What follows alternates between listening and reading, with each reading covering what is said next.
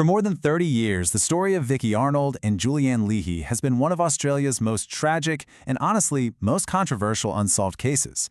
So today, we're going to dive into how a story that police basically closed in a matter of hours took decades to unravel. Right from the get-go, this case was a battle between two completely different stories. You had the police who were pushing this simple, clean narrative, but the evidence? Well, the evidence was screaming something far more violent, far more complex. And that contradiction, that became the very heart of a 30-year fight for the truth. All right, so let's go back to where it all started. 1991, in the rugged bushland of Far North Queensland. It was supposed to be just a simple fishing trip between two good friends, but it ended up becoming a mystery that would haunt that community for decades. I mean, just look at how fast this all went down. July 26th, the women go missing. August 9, their bodies are found. And then, get this, just hours later, police are out there declaring it a murder-suicide. Before a full, proper investigation could even get off the ground, the case was, for all intents and purposes, closed. It's a really shocking rush to judgment. And, this wasn't just some initial hunch from the police. It was made official. Two different corneal inquests, one in '92 and another in '99, basically stamped the murder-suicide theory as fact. So for almost 20 years, that was the official story, even as the families were just insisting they had it all wrong. But that official story, as neat and tidy as it was really starting to show some serious cracks. Why? Because the evidence left behind at that crime scene, it told a completely different and a much, much more brutal story. And this is the question, right? The one the families and the whole community were screaming for years. Why wasn't anyone listening to them? This wasn't just grief talking. These people knew Vicki and Julianne, and they saw these glaring problems that the official investigation was either totally missing or, maybe worse, choosing to ignore.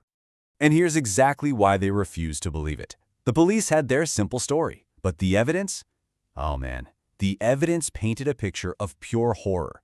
We're talking about a violent struggle, bludgeoning, a slashed throat, defensive wounds.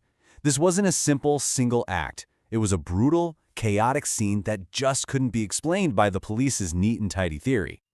So you have to ask, how could an investigation get it so wrong?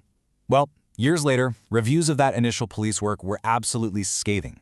The investigation was called deeply flawed. The crime scene was a mess. Crucial forensic evidence was overlooked, and they basically locked onto one single theory right from the start, ignoring anything that didn't fit. It was just a catastrophic failure. And at the very heart of the police theory was Vicki Arnold, a 27-year-old mother, who they claimed just snapped. But here's the thing. Psychiatric evidence later showed she had absolutely no signs of depression or suicidal thoughts. The violent killer in that police report was a complete stranger to everyone who actually knew her. But you know what? The families never gave up. After years and years of relentless campaigning, they finally did the impossible. They got the case reopened. A third inquest was called, and it was about to change absolutely everything. 22 years. Just let that sink in for a moment. 22 years is how long it took for the wheels of justice to finally start turning again. And when the finding came in, wow, it was an absolute bombshell. The state coroner declared both of the previous murder-suicide verdicts unsafe.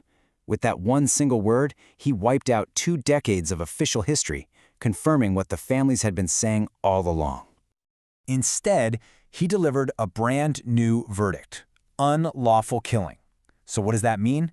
It means the law now officially recognized that Vicki and Julianne were murdered. It confirmed what their families had known in their hearts for 22 years, that a third person had to be responsible. The coroner just laid it all out. The evidence pointed to a double homicide. Vicki had no motive, and the physics of the scene just didn't make any sense. And then, he dropped the biggest bombshell of all. He issued an arrest warrant for a new suspect, Julianne's husband, Alan Leahy. So this was it, right? This felt like the breakthrough everyone had been waiting for. A conviction, finally, seemed possible. But the path to justice, as it turned out, was about to hit a dead end. I mean, just look at how this all fell apart. Alan Leahy surrenders, but then the Supreme Court throws out the trial order. An appeal fails, the prosecution is just abandoned. After a 20-year fight to get a suspect to court, the entire case collapsed on a technicality. It's just devastating. And so, that's where we stand today. The murder-suicide theory? Completely debunked. The deaths are officially classified as unlawful killings. And yet, with no one ever convicted, the case remains, officially, unsolved. But the story doesn't really end in that courtroom. Because while the families may not have gotten a conviction, their incredible fight for Vicki and Julianne created a legacy that would actually go on to change everything. So why do we still talk about this case? Because it exposed the devastating cost of getting an investigation wrong. It forced police departments to completely rethink how they handle suspicious deaths.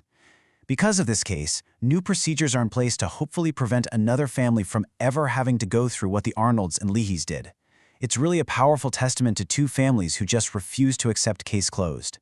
Which leaves all of us with one final, haunting question.